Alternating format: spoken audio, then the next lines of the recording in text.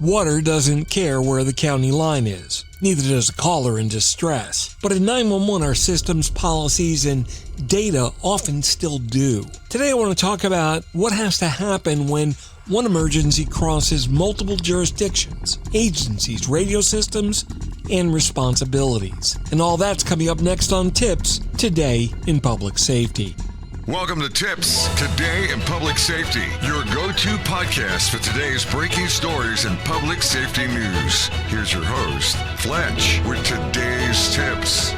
Welcome to TiPS, Today in Public Safety. This is Fletch. I'm an ANA certified ENP, and every Monday, Wednesday, and Friday, I bring you important topics on public safety and communications technology. The caller sees one emergency. Today, callers rarely know, or care for that matter, whether one jurisdiction ends and another begins. They just see a car in the water. They see a train stopped across a crossing.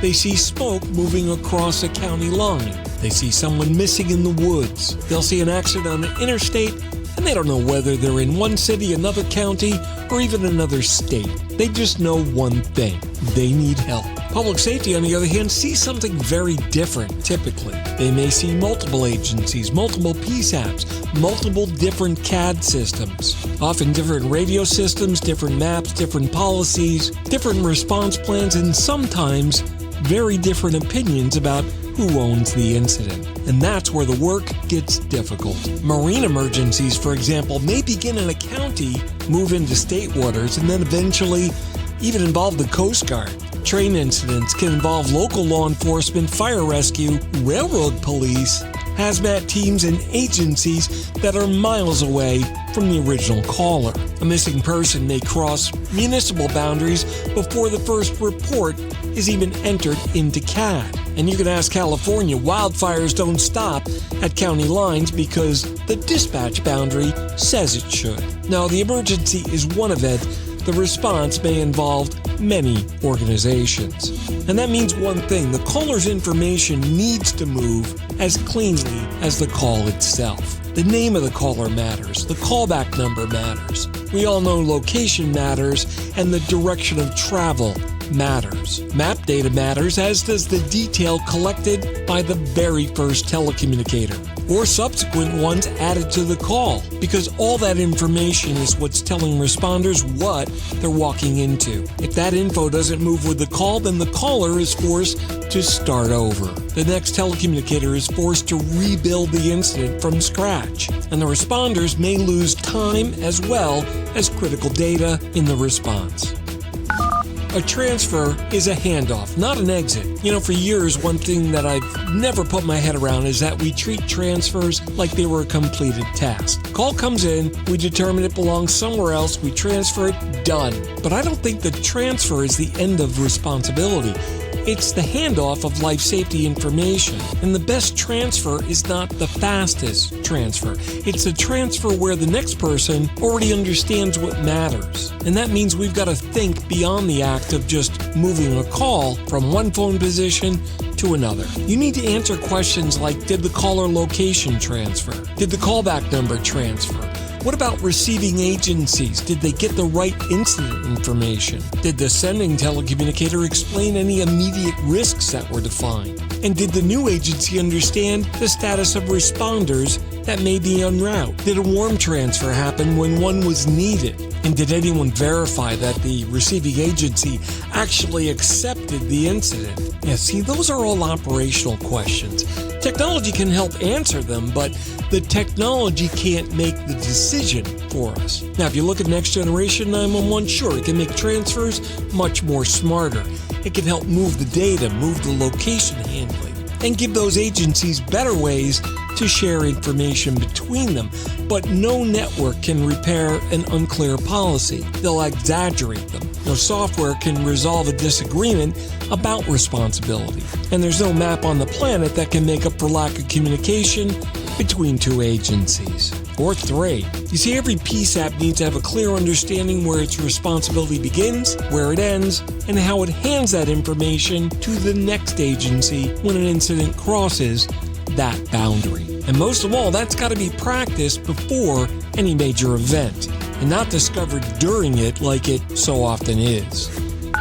Information sharing is an operational discipline. This is actually where the future of public safety communications is headed, in my opinion. Information sharing can't be treated as an IT project that gets completed when a new network gets installed. No, it's got to become an operational discipline. That means accuracy. Accuracy in GIS data, accuracy in boundaries, and routing rules that are all well understood and tested.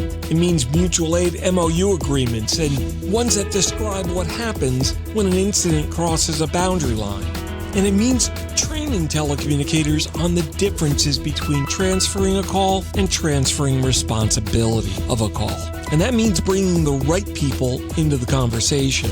GIS teams need to understand how a bad boundary affects real 911 calls. Network teams need to understand how routing decisions affect the call taker and the field responder. Call takers, you're part of it too, need to know what information that the next agency is going to need before that call moves anywhere. And the field agencies need to understand how their response plans will affect the PSAP. And leadership, you're not off the hook either. You need to make sure policies all match the reality of how emergencies actually happen, not the pretend playbook that's on your desk.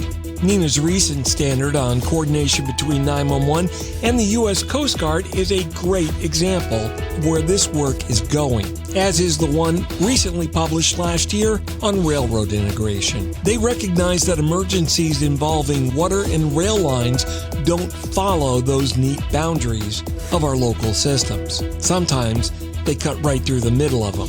And it's not just those two. You've got interstate highways, wildfires, missing people, mutual aid, and large-scale events. Just within 5 miles of my house, I've got 3 counties across 2 different states that involve municipalities, rural communities, state wildlife, and that's not just my living room, and a lot of coordination when events happen locally. But we built our systems around jurisdictions because jurisdictions are how government is organized, and it's how we pay taxes, which funds those organizations. But the public experiences emergencies as a single event, and that's the difference that we've got to close. On Friday, we're going to bring the conversation in the world of AI and automation, because not a week can go by without talking about AI, but more importantly, as more information reaches the PSAP, the challenge isn't simply getting more data. The challenge is organizing that data so that the human that's making the decision is able to understand what matters. And that's where AI can help create capacity. It can help identify patterns, help organize information, but the human still owns the decision. Don't miss that coming up Friday on TiPS Today in Public Safety. That wraps up this episode. This is Fletch. Thanks so much for listening. Remember to like and subscribe. We'll catch you next time. Take care.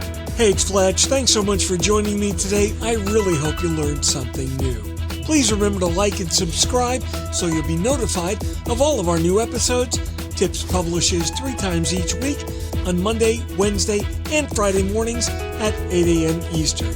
You can also listen to or read my blogs and other long-form content at fletch.tv, and my professional website with all my contact information is at fletch911.com. Once again, thanks so much for spending some time with me, and if you're in public safety, as always, thanks for what you do every single day. We'll catch you later. Take care. You've been listening to TiPS Today in Public Safety, your go-to podcast for today's breaking stories and public safety news. Hosted by Fletch and available every Monday, Wednesday, and Friday. Catch past episodes on 911tips.com. I am Spider Harrison, the official 911 voiceover dude. No small animals were harmed in the making of this podcast. However, it may contain peanuts, or peanuts may have been used in its production. This content is void where prohibited or expressly forbidden by law. And by the way, I said peanuts.